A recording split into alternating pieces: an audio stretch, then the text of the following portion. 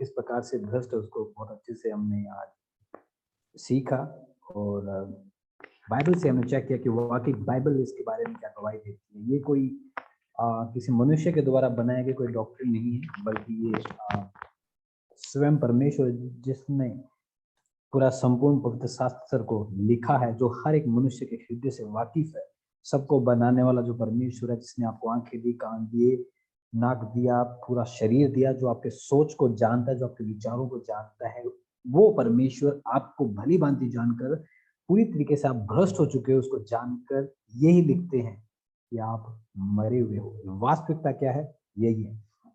तो जैसा कि हमने देखा कि वाकई संपूर्ण तरीके से जो मनुष्य वो भ्रष्ट है, मर चुका है, करप्ट है, 100%, 100 में से 100% वो एकदम भ्रष्ट है। उसकी अवस्था ऐसी ही है जो कि हमने बाइबल से देखा।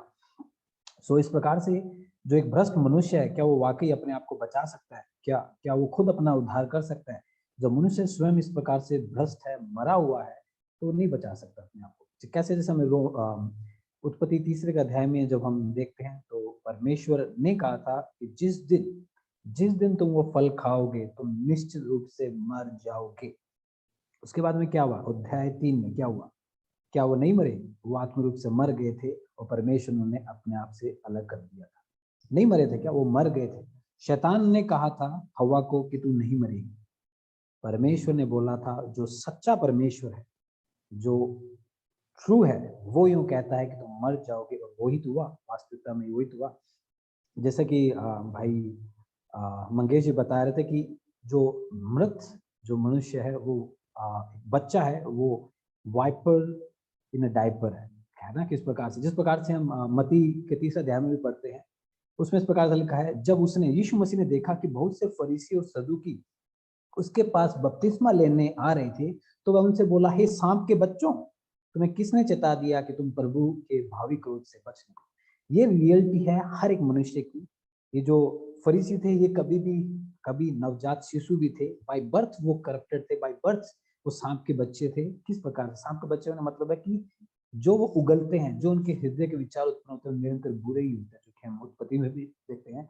और यिर्मयाह 17:9 में इस प्रकार से हम बाइबल में देखते हैं कि मन तो सब वस्तुओं से अधिक धोने वाला है। कौन? मन मतलब हमारा इनर बीइंग, हमारा अस्तित्व, हमारा जो एग्जिस्टेंस है, जिस जो हमारा जहाँ से जो हमारा साइकी है, जहाँ से हमारे सारे विचार उत्पन्न होते हैं, जो हमारा मेन सब विचारों का जो सेंटर है, वो पूरी तरीके से 100% डिप्रेव है, करप्ट है। सबसे ज्यादा धोखे देने वाला यही है। जब आपका मन धोखे में लिप्त है, शैतान जो खुद धोखे देने वाला है, जिसने हवा को धोखा दिया, लेकिन परमेश्वर ने बोला तुम मर जाओगे। आज भी लोग उसी के ऊपर विचार करते हैं कि नहीं, हम नहीं मरे। शैतान ने कहा था तुम नहीं मरेगा। आज भी लोग कहते हैं तुम नहीं मरोगे। परमेश्वर ने कहा था तुम मर जाओगे, और वाकई मौत आ गई। अभी हम किस पे विश्वास करें? अभी भी शैतान की बातों पे विश्वास करते हैं, उसी के फलों के हम विश्वास कर रहे हैं ना। तो ये हमें समझने की आवश्यकता, हमें देखने की आवश्यकता है कि एक भ्रष्ट मनुष्य है, वो अपने आप किस प्रकार से भ्रष्ट है, और वो वाकई अपने आप को बचा सकता है। इफिसियों उसका 2 अध्याय, उसमें हम इस प्रकार से पढ़ते हैं।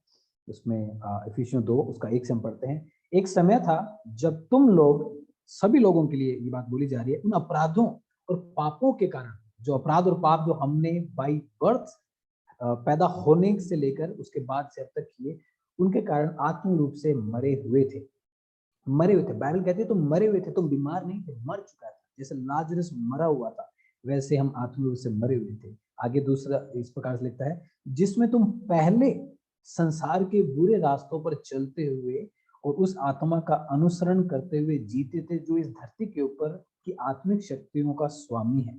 वही आत्मा अब उन व्यक्तियों में काम कर रही है जो परमेश्वर की आज्ञा नहीं मानते। शैतान आज्ञा नहीं मानता। उसके बाद में आदम और हवा ने परमेश्वर की आज्ञा नहीं मानी, और उसके जो भी फॉलोवर्स है या उस पाप के जो अधीन है, वो अभी भी मरे हुए तो हैं, तो वो उसी की आज्ञाकारिता में चलते हैं। लेकिन जिस प्रकार से इफिसियों में हम पढ़ते हैं आगे, एक समय इफिसियों 2:3 में इस प्रकार से, एक समय हम भी उन्हीं के बीच जीते थे और अपनी पापपूर्ण प्रकृति की भौतिक इच्छाओं को तृप्त करते हुए अपने हृदयों और पापपूर्ण प्रकृति की आवश्यकताओं को पूरा करते हुए संसार के दूसरों लोगों के समान परमेश्वर के क्रोध के पात्र थे। हम मरे हुए थे, परमेश्वर के क्रोध के पात्र थे, परमेश्वर के दुश्मन थे, हम खुद अपने आप को बचाने में असमर्थ थे। ये हमारे लिए संभव था ही नहीं, क्योंकि वो मर चुका है।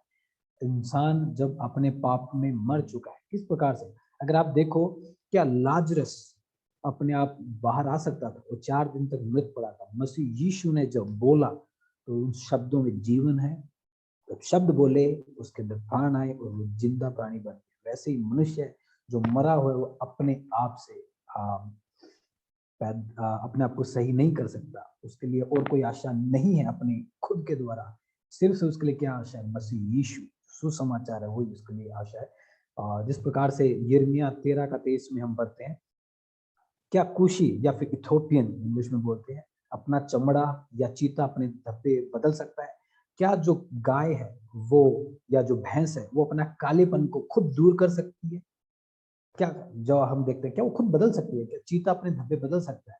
यदि वे ऐसा कर सके, अगर चीता अपने धब्बे बदल ले, अगर जो बफेलो है, जो भैंस है, वो अपने आप को व्हाइट कर ले, तो आप भी अपने आप को जिंदा कर सकते हैं, अगर आपने ऐसा कभी होते हुए देखा है। लेकिन ऐसा संभव नहीं है। आदमी मरा हुआ है, वो अपने आप से खुद को जिंदा नहीं कर सकता। क्यों नहीं कर सकता? आपने जब उत्पत्ति के प्रारंभिक अध्याय जब हम पढ़ते हैं तो उसमें परमेश्वर से जब मनुष्य ने पाप किया तो परमेश्वर ने श्राप दिया। क्यों? पाप की वजह से। और वो श्राप पूरी मनुष्य जाति में फैल गया। कोई भी ऐसा एंजल या मनुष्य, कोई भी ऐसी सामर्थ्य है ही नहीं जो उस परमेश्वर के श्राप को बदल दे, उससे बाहर आ जाए, उस कर्स से बाहर निकाल दे। सिर्फ और सिर्फ परमेश्वर ही है जो उस पाप से आजाद करने की सामर्थ्य रखता है। और उसी परमेश्वर ने हमें यूं ही नहीं छोड़ा। वो दयालु परमेश्वर, उसने खुद उस श्राप से बचाने के लिए, उस पाप की गुलामी की वजह से जो श्राप में आप थे, उससे बचाने के लिए उन्हें रास्ता निकाला। क्योंकि वो दयालु परमेश्वर, जैसा कि इफिसियंस 2:4 में हम आगे पढ़ते हैं, किंतु परमेश्वर करुणा का धनी है, वो दयावान परमेश्वर, वो भला परमेश्वर है, वो अच्छा परमेश्वर है, वो दया करने वाला है।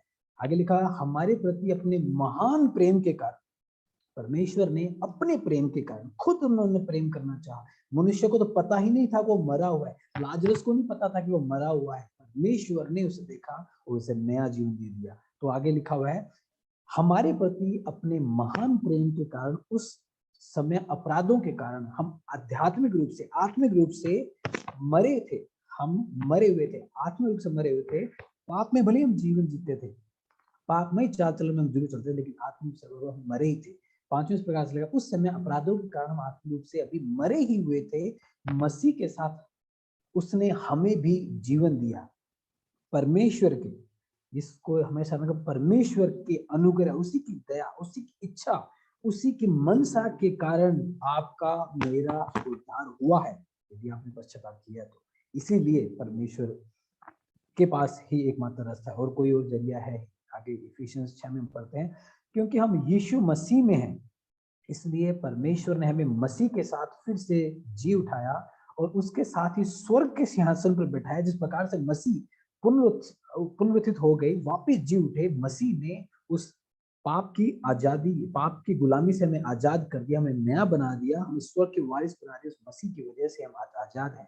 आगे लिखा, ताकि वह आने वाले हर युग में अपने अनुग्रह के अनुपम धन को दिखाए, जिस उसने मसीह यीशु में अपनी दया के रूप में हम पर दर्शाया है। 8वें इस प्रकार से लगा, परमेश्वर के अनुग्रह के द्वारा अपने विश्वास के कारण तुम्हारा उद्धार हुआ है।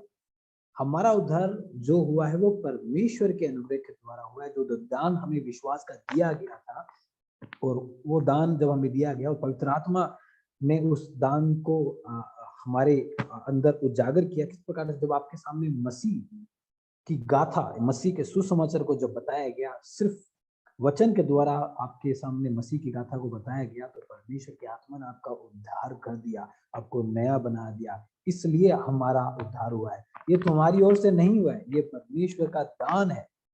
परमेश्वर ने हमें दान दिया है। यह नहीं कि हम कर्मों या हमारे किसी कर्म का परिणाम, सिर्फ परमेश्वर ने किया है। तो हमारे पास जो मनुष्य है, जो संपूर्ण तरीके से भ्रष्ट है, जो हमने समझा, हमने उत्पत्ति में देख लिया था किस प्रकार से पिक्चर बदल गई थी। आजकल लोग यूं बोलते हैं कि यू आर यूनिक, आप अलग हो, आप कुछ हो, आप कर सकते हो, सब कुछ ही बोलते हैं। लेकिन वो जो कहानी है वो उत्पत्ति से पहले की कहानी है, उत्पत्ति के 30 अध्याय। उसके बाद में पिक्चर डिस्टोर्ट हो गई थी, बिगड़ गई है, सूरत बिगड़ गई है, सारी पिक्चर चेंज हो चुकी है, मर गया इंसान आत्मिक रूप से, इसलिए वो अपने आप से बचाने के लिए सक्षम नहीं है। तो किसका उद्धार हो सकता है? फिर कौन है? जिस प्रकार से मैंने पढ़ा कि मसीह के द्वारा ही हो सकता है। जिस प्रकार से जब मत्ती 19 के 25 में पढ़ते हैं, 25 और 26 में, यह सुनकर चेलों ने बहुत चकित होकर कहा, वो शौक हो गए, बोले कि फिर किसका उद्धार हो सकता है? यीशु ने उनकी ओर देखकर कहा, मनुष्यों से तो यह नहीं हो सकता, परंतु परमेश्वर से सब कुछ हो सकता है। परमेश्वर ही है वो सब कुछ करने वाला है। अय्यूब 42 के 2 में पढ़ते हैं उस प्रकार से, यहोवा यूं बोलता है अय्यूब 42 के 2 में, यहोवा मैं जानता हूं कि तू सब कुछ कर सकता है। परमेश्वर वो वाकई सब कुछ कर सकता है। उसने अपने बोलने के द्वारा, जब अंधियारा था, प्रकाश प्रदान कर दिया। उत्पत्ति के पहले दूसरे अध्याय में पढ़ते हैं, परमेश्वर किस प्रकार से बोलने के द्वारा सब सृष्टि का निर्माण कर दिया। अपने दयावान होने की वजह से उसने मसीह को कुर्बान कर दिया। अपने दयावान होने की वजह से कुर्बानी को हमारे जीवन में लागू करके हमें नया बना दिया। इसलिए जो योजनाएं परमेश्वर बनाता है, जो करने में सक्षम है, वो करता है। यूहन्ना 6 का 44 में हम पढ़ते हैं, यीशु मसीह कहते हैं, कोई मेरे पास नहीं आ सकता जब तक पिता जिसने मुझे भेजा है उसे खींच न ले, और मैं उसको अंतिम दिन फिर जिला उठाऊंगा। मसीह यीशु उसमें बोलते हैं। यूहन्ना 17 में भी परमेश्वर जब प्रार्थना करते हैं, महायाजक की प्रार्थना करते हैं यीशु मसीह, तो उसमें भी वो गवाही देते हैं और बोलते हैं, वो जो परमेश्वर जो स्वयं है। अब हमारे सामने बातें हैं बाइबल के आधार पर। बाइबल क्या कहती है, परमेश्वर क्या कहते हैं? परमेश्वर, शैतान ने जो बोला उसके बारे में बताया, परमेश्वर ने खुद ने जो बोला उसके बारे में बताया, और शैतान के बोलने के बाद भी क्या हुआ वो भी बताया गया है। तो परमेश्वर जो बोलता है उसके बाद भी क्या क्या होता है वो सब चीजें बोलते हैं। तो हमारा आधार वचन है, न कि किसी इंसान के द्वारा बनाई गई कोई डॉक्ट्रिन। तो इसलिए जो मनुष्य है वो पूरी तरीके से भ्रष्ट है, जैसा कि हमने जाना, और वो स्वयं अपने आप से बचाने के लिए संभव नहीं है। उसके पास सिर्फ और सिर्फ एक आशा है, वो मसीह यीशु है। और हम शुक्रगुजार हैं परमेश्वर का कि जब हम पापों में मरे हुए ही थे, मसीह ने हमें नया बना दिया। इसलिए हम धन्यवाद देते हैं परमेश्वर का। तो इस वक्त जैसा कि हम इन चीज़ों को जान रहे हैं, सीख रहे हैं, तो जब हम इन चीज़ों को सीखते हैं तो हमारे आपके जहन में एक और जो सवाल भी आता होगा, वो ये कि फिर जब परमेश्वर ही चुनता है, परमेश्वर ही उद्धार करता है, तो फिर हम सुसमाचार सुनाने के लिए क्यों बोला गया है? लोग बोलते हैं फिर सुसमाचार क्यों सुनाना है? इसके ऊपर भी हम प्रकाश डालेंगे कि अक्सर ये सवाल उठाया जाता है कि फिर सुसमाचार का प्रचार करें ही क्यों, जब आदमी तो मरा हुआ है ना आत्मिक रूप से। तो इसके ऊपर भी हम कुछ चीजों को जानेंगे कि बाइबल इसके बारे में क्या कहती है। सो मैं इस बीच विनती करता हूँ ब्रदर पंकज से कि आप भी इसके बारे में कुछ अपने विचार है वो आप रख सकते हैं। उसके बाद में भाई मंगेश, उनसे भी मैं विनती करता हूँ कि इसके बारे में आप भी वचन से बताइए कि आदमी जब मरा हुआ है तो फिर वो सुसमाचार प्रचार क्यों करे।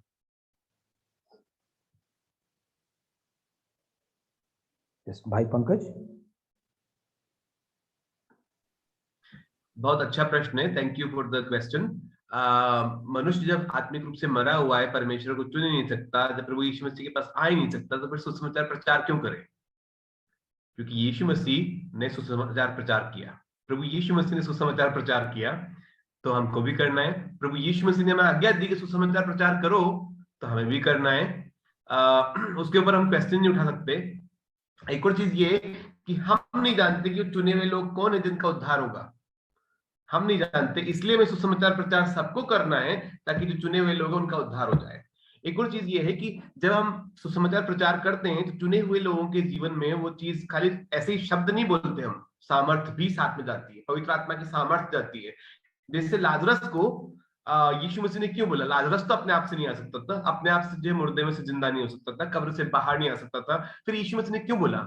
क्योंकि यीशु मसीह ने जब बोला तो उसके साथ सामर्थ्य भी भेजी, जीवन भी भेजा, और वो लाजरस जिंदा होकर बाहर आ गया। उसी तरह से जब हम सुसमाचार प्रचार करते हैं तो चुने हुए के जीवन में खाली शब्द नहीं जाते, शब्द के साथ सामर्थ्य भी जाती है, जीवनदायी सामर्थ्य जाती है, और उसको पुनर्जीवित कर देती है, नया बना देती है, ऊपर से नया जन्म दे देती है, उसको विश्वास का दान दे देती है, उसको पश्चाताप का दान दे देती है, और उसका उद्धार हो जाता है।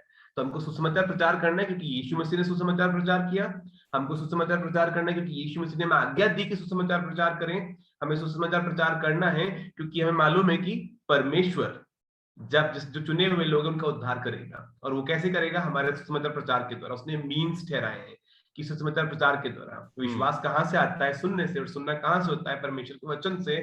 तो हम तो इनडिस्क्रिमिनेटली सबको बोलते हैं यीशु मसीह पे विश्वास करो, पश्चाताप करो, है ना, यीशु मसीह के पास आओ, जो प्यासा है यीशु मसीह के पास आओ। और ऐसा हम ही नहीं कर रहे, यीशु मसीह ने खुद ने किया था, जो प्यासा है मेरे पास आओ, जो जो जो जो जो बोझ के तले दबा हुआ है मेरे पास आओ। सबको बोल रहा था, लेकिन यीशु मसीह ने ये बोला, लेकिन ये भी बोला कोई मेरे पास आ नहीं सकता जब तक मेरा पिता जो स्वर्ग में उसे खींच कर न लाए। तो हमको भी वही काम करना है। ये एक फैमिली सीक्रेट है कि परमेश्वरी जो उद्धार करता है, परमेश्वरी बदलता है, परमेश्वरी अंदर से नया बनाता है, परमेश्वरी उस पत्थर के दिल को निकाल के मांस का डाल देता है, अपने आत्मा के द्वारा ऐसा करता है कि वो विश्वास कर ले, प्रभु के मार्गों पर चले।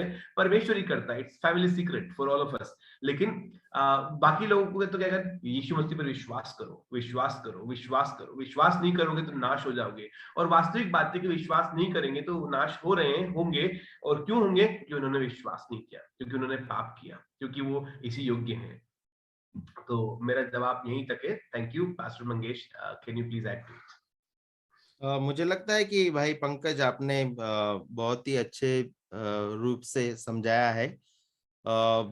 कुछ बातों पे प्रकाश डालना चाहूंगा, और वो ये है कि जैसा आपने याद दिलाया कि सुसमाचार या प्रार्थना ये माध्यम है, ये साधन है, ये अंत नहीं है। ये हमें समझना बहुत जरूरी है कि जो सॉवरेन लॉर्ड है, उस सेनाधीश परमेश्वर ने जिन लोगों को चुना है, उन लोगों का उद्धार करने के लिए उसी प्रभु ने माध्यम, उसी प्रभु ने मीन्स, उसी प्रभु ने साधन भी दिए हैं। और सुसमाचार प्रचार करना, सेवक लोग, ये साधन है, वो अंत नहीं है। और बाइबल हमें दोनों भी बातें बताती है कि एक तरफ इंसान खुद का उद्धार खुद नहीं कर सकता, और दूसरी तरफ बाइबल हमें ये भी बताता है कि बोने वाला जो है बीज बोता है, और परमेश्वर जो है जीवन देता है, मृत्यु से जीवन में लाता है, उसके संकल्प से, उसकी योजना से वो करता है। और अगर लोग पाप में मरे हुए हैं तो सुसमाचार क्यों बताए? तो हमें बाइबल बहुत ही स्पष्ट रूप से ये कहती है, रोमियो 9:15 में परमेश्वर ये कहता है कि मैं जिस किसी पर दया करना चाहूं उस पर दया करूंगा, और जिस किसी पर मैं कृपा करना चाहूं उसी पर कृपा करूंगा। और परमेश्वर कृपा करने वाला है। जो पाप और पाप में मरे हुए लोग हैं, ये दयालु परमेश्वर उन्हें जिलाता है, उन्हें उद्धार देता है, और उन्हें जिलाने के लिए वचन, सुसमाचार सामर्थ्य है। सुसमाचार के माध्यम से, सुसमाचार के साधन से मरे हुए और संपूर्ण रूप से भ्रष्ट लोगों को परमेश्वर नया जन्म देता है। तो यही मैं कहना चाहता हूँ यहाँ पे।